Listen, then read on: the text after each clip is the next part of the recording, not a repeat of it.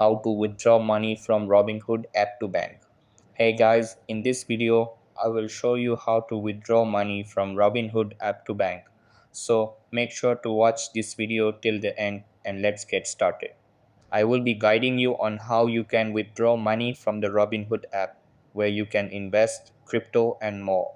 Although the withdrawal feature can be somewhat hidden, we'll go through the step-by-step process. First, check your available buying power on the app's main screen. To begin the withdrawal, go to your profile by tapping the icon in the bottom right. Then open the menu from the top left corner and select Transfers. On the transfer screen, ensure you have a linked bank account. Then tap Transfer Money from Brokerage and choose your bank. Enter the amount you want to withdraw and review. After reviewing the details, tap Transfer. The withdrawal will be processed immediately on Robinhood's end. It may take up to 5 business days for the funds to reach to your bank account. Once submitted, you'll see your balance update accordingly, and that's it. So that's how you can withdraw money from Robinhood app to bank. That's all for this video.